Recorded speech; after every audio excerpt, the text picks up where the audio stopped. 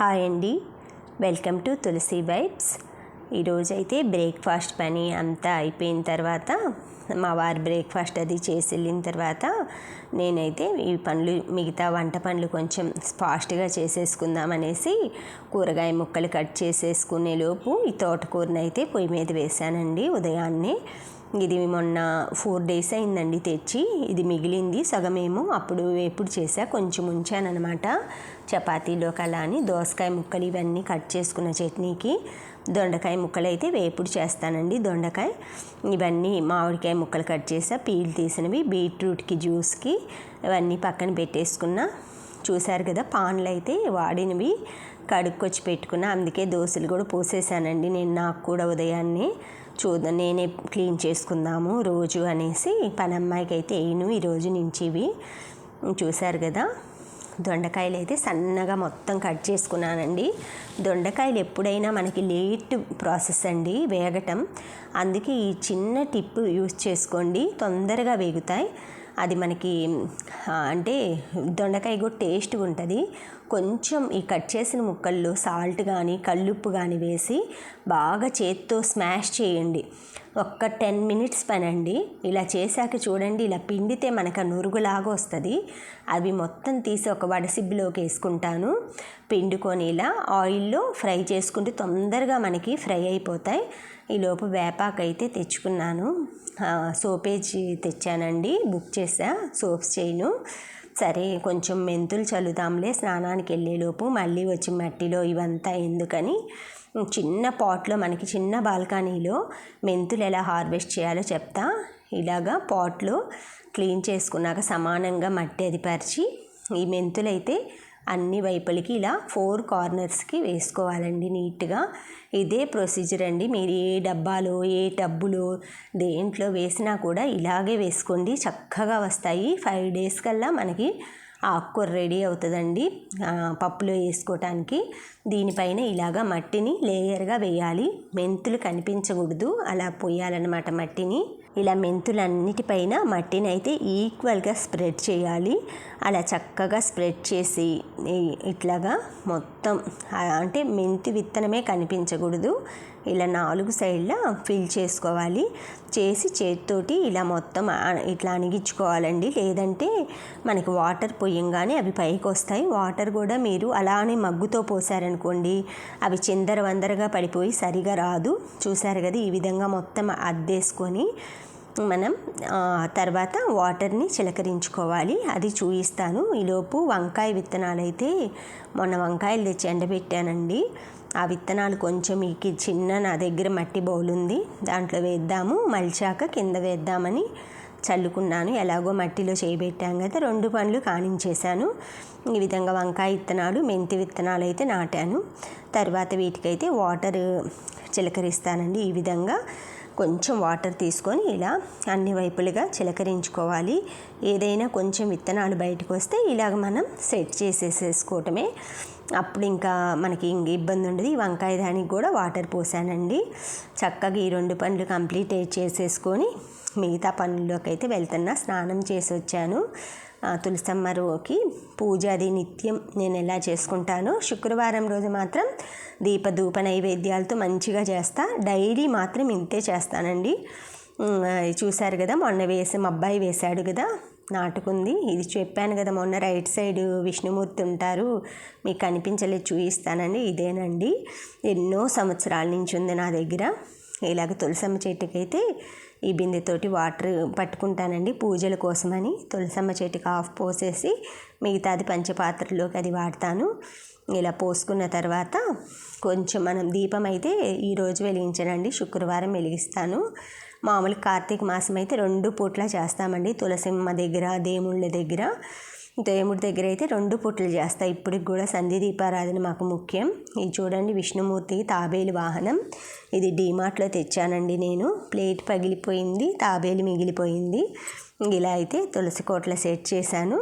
ద్రాక్ష అయితే అమ్మవారికి ప్రసాదం పెట్టానండి. ఇలాగే పెడతాను. పండ్లు అవి శుక్రవారం పెడతాను. అగరబత్తి అయితే ఒకటి వెలిగించుకున్నానండి. ఒకటేమో అటువైపు ఎంట్రన్స్లో గేట్ దగ్గర పెడతాను, గుమ్మం దగ్గర డైలీ 2 కడ్డీలు అమ్మవారికి ఇక్కడ ఒకటి, అక్కడ ఎంట్రన్స్లో కూడా తులసమ్మ చెట్టు ఉందండి, అక్కడ ఒకటి పెడతానండి. ఇవన్నీ తులసమ్మ పూజ కానించుకొని ఇలా కళ్ళద్దుకొని కోటని అది తిరగటానికి అది నాకు ఇంకా అక్కడే ప్రదక్షిణం చేస్తానండి. ఈ తర్వాత అయిపోయిన తర్వాత ఇంట్లో పూజకైతే పువ్వులన్నీ పెట్టుకుంటున్నాను స్వామికి. నాకు అన్నింటికంటే ఇష్టమైన పని ఇదేనండి. అందుకే తొందరగా ప్రశాంతంగా మిగతా పనులన్నీ చేసేసుకొని, నాకు main morning exercise workout important, తర్వాత స్వామి మనకి ఈ లైఫ్ని ఇచ్చినందుకు ఆ స్వామికి కృతజ్ఞత చెప్పుకోవటానికి ఇది నాకు మెయిన్ అండి. అందుకని నేను ఇంట్లో నా కార్యక్రమాలు నేను ఏది లోటు చేయనండి. ప్రతిదీ ఈవెన్ ఐరన్ కూడా నేనే చేస్తాను, ఇల్లు ఉడిచి మాప్ కూడా నేను పెట్టుకుంటాను. అంట్లో ఒక్కటే పని ఆమె చేస్తుంది. స్వామికి మాత్రం నేను చక్కగా ఇలా ప్రతిరోజు చేసుకుంటానండి. ఏ రోజు ఆ స్వామికి అష్టోత్తరం బుక్కులు కూడా నాకు అన్నీ 101 నామాలు ఉంటాయి కదండి, 108 అష్టోత్తర నామాలు ప్రతిరోజు ప్రతి స్వామిది చదివేదాన్ని మా పిల్లలు చిన్నప్పుడు కూడా. అలా నాకు అన్నీ కంటత అయిపోయినాయి అష్టోత్తరాలన్నీ. ఈ మధ్య ఒక 3 years బ్యాక్ లలితా సహస్రనామం, విష్ణు సహస్రనామం, కనకదార స్తోత్రాలు ఇవన్నీ ఇవన్నీ నేర్చుకున్నానండి నేను. శ్రీ సూక్తం, ఇవన్నీ అష్టలక్ష్మి స్తోత్రాలు, మొత్తం దుర్గా నవరాత్రులు, దుర్గా అష్టకాలు అన్నీ చదువుతామండి. ఐగిరి, నందిని ఇవన్నీ మొత్తం చదువుతామండి. ఇవన్నీ నాకు వచ్చేసినాయి. 3 years బ్యాక్ మాత్రం గట్టిగా అనుకున్నాను అన్నీ నేర్చుకోవాలని, నేర్చుకున్నాను. ఈరోజు మాత్రం వినాయక స్వామితో పాటు అయ్యప్ప స్వామికి కూడా చేస్తానండి. మా వారు అయ్యప్ప స్వామికి పరమ భక్తులండి. ఆయన ప్రతి సంవత్సరం కూడా అయ్యప్ప స్వామి మాలేసుకుంటారు. ఆయనకి చాలా ఇష్టం అయ్యప్ప స్వామి అంటే. ఇలాగా 2 పండ్లు అయితే సమర్పించి ఏదో నాకు తగిన పూల అలంకరణ, ఆ స్వామికి ధూపదీప నైవేద్యాలు అన్నీ సమర్పించుకుంటున్నానండి. ఇలా ప్రమిదలు, ఒత్తులు, నిత్య పూజ ఇంతేనండి. దీపాలు, ఒత్తులు వేసుకోవటం, అవి మార్చినవన్నీ కడుక్కొని పక్కన పెట్టుకోవటం. కొంచెం లేటుగానే తోముకుంటాను. ఈరోజు వెలిగించినవి రేపటికలా. మా అత్తయ్య గారు అయితే అసలు వెలిగించి మళ్ళీ రెండోసారికి వాడటానికైతే ఆవిడ కంపల్సరీ కడిగేస్తారనమాట. ఉదయం చేసింది మళ్ళీ సాయంత్రం చేయాలంటే కడిగే చేస్తారనమాట. అది మనం ఎంగిలి పళ్ళెం ఎలాగో స్వామికి కూడా అంతేనమ్మా అని చెప్తారు. ఆవిడ బాగా చేస్తారండి పూజలు నా మీద. అలా నాకు అమ్మని ఆవిడని చూశాకే నాకున్న దాంట్లో నేను ఇలా చేసుకుంటున్నాను ప్రశాంతంగా భక్తితో. ఇలా అయ్యప్ప స్వామి అయితే లోకవీర మహాపూజం సర్వరక్షాకరం విభుం సర్వరక్షాకరం విభుం హరిహరాత్మజం తుం శాసారం ప్రణమామ్యహం ఇలా చదువుకుంటూ అష్టోత్తరాలు ఇవన్నీ చదువుకుంటున్నానండి. చాలా బాగా నాకు అయ్యప్ప స్వామి పాటలు పాడటం అన్నా చాలా ఇష్టమండి. నేను మామూలుగా మా వారి మాల వేసుకున్నప్పుడు 45 రోజులు టెంపుల్కి ఈవినింగ్ టైం వెళ్తాము. అక్కడ వాళ్ళు భజనలు అవి చేస్తూ ఉంటామండి. గణేష్ పాటలు, వరలక్ష్మి అమ్మ పాటలు, మంగళహారతులు అన్నీ పాడతామండి. ఇలా నా పూజ అయితే అగరబత్తీలు ఇవన్నీ వెలిగించుకొని మొత్తం వినాయక స్వామిని, అయ్యప్ప స్వామికి మంగళహారతి అయితే ఇలా రోజు ఏకవత్తి హారతితోటే ఇస్తానండి. మిగతారు ఎందుకంటే నాకు ఇవంతా బూజు నల్లగా మొత్తం కర్పూరం వేస్తే గది మొత్తం ఇదవుతుందండి. అందుకని శుక్రవారం రోజు మాత్రమే కర్పూరం వేస్తాను. మిగతా రోజులు మాత్రం ఇలా ఏకవత్తి హారతితోటే ఇస్తానండి. ఇలాగ కడ్డీలు, అగరబత్తులు ఇవన్నీ పక్కన ఇలా పూల కుండీలు అలా పెట్టేసేస్తే అవి ఇంకేం మట్టి ఉంటుంది కదండి, ఏం కాదు. ఇంకా సరే కడ్డీలది వెండి సామాన్ అవి తోమేసుకున్నాను, లోపల పెట్టేద్దాంలే బీరువాలో. మిగతా ఇవేమో ఇత్తడివి రోజు వాడతానండి పూజలప్పుడు, అలా ఏదైనా స్పెషల్ డేస్ అప్పుడే ఆ వెండి సెట్ వాడతాను. ఇత్తడిది కడ్డీలు గుచ్చుకునేదేమో అయ్యప్ప స్వామికి బ్యాక్ సైడ్ పువ్వులు అలంకరణకి పెట్టాను. ఇంకోటి కడ్డీలది ఉందండి, తీయాలి, అది కూడా కొత్తది కొనుక్కున్నాను నేను. ఇద్దండి హారతి తీసుకోండి. అయ్యప్ప స్వామి పూజ అయింది. మన సబ్స్క్రైబర్స్కి కూడా నాతో పాటే రోజు ఆ స్వాములందరూ ఆశీర్వాదాలు దక్కాలని కోరుకుంటున్నానండి. మనందరం ఆయురారోగ్య ఐశ్వర్యాలతో ఉండాలని మనస్ఫూర్తిగా ప్రార్థించుకుంటున్నానండి. అందరం సంతోషంగా ఉండాలని. ఇలాగా నా పూజ అయితే కంప్లీట్ అయిందండి. అయ్యప్ప స్వామి మనకి 3 అన్నదమ్ముల పూజ తర్వాత నేనైతే నెక్స్ట్ వంట కదండి. ఈరోజు దోసకాయ పల్లీల చట్నీ చేస్తున్నాను. పల్లీలు, పచ్చిమిర్చి, కొంచెం చింతపండు, ఉప్పు వేసానండి. ఇవి కొంచెం కోర్సుగా గ్రైండ్ చేసుకోవాలి, ఇలాగా కచ్చా పచ్చిగా. చూశారు కదా, ఈ విధంగా. స్పూన్తో అయితే చేయి పెట్టద్దు, కారం మంట పుట్టుద్ది అనమాట మనం ఆ చేత్తో ఇంకేమైనా చేస్తే. తర్వాత దోసకాయ ముక్కలు వేసుకుంటున్నానండి. ఈ దోసకాయ ముక్కలు కూడా మెత్తగా వేసుకోకూడదు, కొంచెం మనకి కచ్చా బచ్చిగా అంటారు కదండి, అలా రోట్లో అయితే దంచుకోవచ్చండి.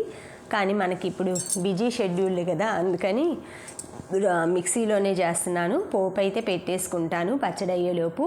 ఆయిల్లో కొంచెం ఒక ఎండుమిరపకాయ, తాలింపు గింజలు, ఆవాలు, మినప్పప్పు, జీలకర్ర, కొంచెం మెంతిపిండి వేసాను, ఇంగువ వేసుకుంటాను, కొంచెం కరివేపాకు. చాలా బాగా టేస్ట్గా ఉంటుందండి. ఇలా కరివేపాకు వేసి కొంచెం పసుపు వేసుకొని తినాలండి కూరలు. కొంచెం ఒక 1/2 టేబుల్ స్పూన్ పసుపు, కొంచెం ఇంగువ, ఈ వేడికే మగ్గిపోతాయండి. అలా వదిలేసి కొంచెం సేపు మిక్సీ పట్టుకున్న దోసకాయ పేస్ట్ ఉంది కదండి, చూసారు కదా, ఇలాగ తోడుకున్న ఇందులో అంటే పెద్ద కొంచెం నంచుకుంటుంటే ఈ ఉల్లిపాయ ముక్కలు చాలా బాగుంటాయండి గోంగూర పచ్చడి, దోసకాయ పచ్చడిలోకి. ఇలా ఉల్లిపాయనండి, పచ్చళ్ళకి రారాజంటే వెల్లుల్లిపాయ, ఉల్లిపాయ అంటారు. ఇలాగ తాలింపు అయితే వేసేసుకున్నానండి. మొత్తం కలబెట్టేసుకుంటే ఎంతో టేస్టీగా ఉంటుంది. సాయంత్రానికి అయిపోతుందండి ఇది, ఉదయం దాకా కూడా ఉండదు. మా ఇంట్లో వాళ్ళకి దోసకాయ పల్లీ చట్నీ అంటే చాలా ఇష్టం. ఇలా కోర్సుగా చేసుకొని దీంట్లోకి అప్పడాలు కానీ ఏదన్నా ఆమ్లెట్ కానీ వేసుకుంటే ఎంతో అమృతంగా ఉంటుందండి. ఇలాగ దోసకాయ చట్నీ చేసి రైస్ అయితే పెట్టేశాను, ఉడుకుతున్నాయి. చూశారు కదా, చట్నీలు, మనకి తోటకూర వేపుడు చేశాను, దొండకాయ ఫ్రై చేశాను, మామిడికాయ ముక్కలు కట్ చేశాను. ఇవన్నీ అన్నీ అయిపోయినాయండి. మొత్తం అయ్యాక ఇలా కొంచెం లివింగ్ రూమ్లోకి వచ్చి టీవీ చూస్తానికి కూర్చున్నా.